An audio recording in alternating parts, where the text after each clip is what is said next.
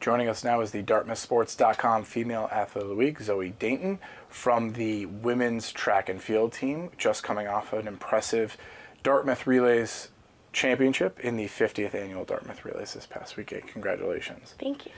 You, in the high jump, took the top spot. Just talk a little bit about what it was like to be competing at home for your first collegiate home meet. And really, I guess it's the only one we have here this year, so it's really your only opportunity to compete in Lebanon.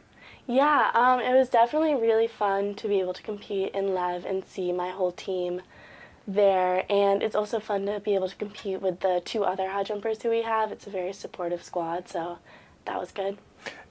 Yeah, you talk about a very supportive squad. I mean, obviously, a strong performance from not only you guys, but really the entire team. Top to bottom, there were a lot of dominating event performances.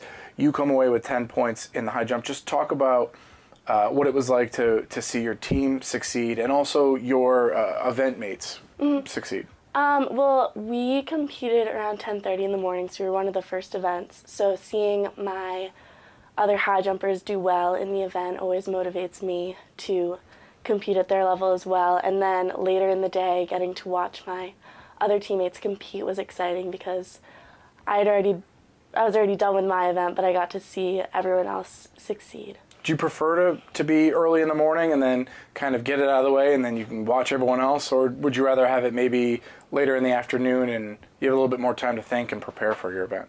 I kind of like having it earlier because especially high jump is such a mental event that I feel like if I had too much time I would maybe start overthinking certain aspects of it. And it's also nice to be able to finish my event and then be able to focus on cheering on my teammates. I think that's an important part of being on a team, so I like that aspect. Interesting set of circumstances in that your first real home meet is the 50th Dartmouth Relays. What was your maybe takeaway from it in terms of what happens around the event that you saw, not necessarily with the high school meets that lead up to it, which are huge, but what you guys had on your Sunday event where you had alums and all these other people who were there that maybe aren't there for the rest of the year? Yeah, it was fun having all the alums there. We saw them do the run around the track, which I thought was actually really cool. It was nice seeing it. Like my friend's dad was there, which I thought was fun. And yeah, that added a little bit of extra energy, seeing all the alums, so that was good. Could you win the Grafton County one-lapper, the little kids race? I don't know. They were going pretty fast, and I'm obviously not a runner, so. Oh, well, congratulations again on a strong start to 2019 for you. Zoe Dainton, your DartmouthSports.com Female Athlete of the Week. We're with DartmouthSports.com Male Athlete of the Week, Chris Knight. Chris, the second time this year you've gotten this award, and deservedly so. 20 points against Harvard in a big win in the Ivy League opener. First Ivy opening win in 12 years. But it wasn't just you out there. It seemed like everybody was making a contribution. Yeah, the whole team was playing terrific. Torres got Rookie of the Week. He had an amazing game off the bench. James Foy had an amazing three. Barry kept the game going. It was a complete team effort. We were all playing super hard. Now, when you're out there and you know that your teammates are really contributing and everybody's kind of plugged in, I mean, what type of trust does the team have in each other from the coaching staff on down? We have a great team trust with one another. We all believe in one another. We all see each other in the gym all the time, and it's great to see it finally pay off and it's all clicking together on the court. Now, the Harvard game was the first game in 10 days, and then now you're not going to play it again for 2 more weeks.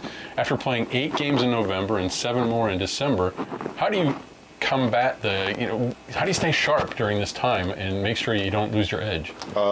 This time is dedicated to a lot of skill work. Our coach wants us to get in the gym as much as we can so we can stay fresh, have our skills stay sharp. It's more of time to fix things that we need to work on and like fine-tune things that we always thought needed to be fine-tuned. So the next time you play is against Harvard once again. You have to go down to Cambridge to play the Crimson. Both teams had players who were missing in the game from injuries and maybe back for the next game. So how do you adjust, and do you have a few more tricks up your sleeve?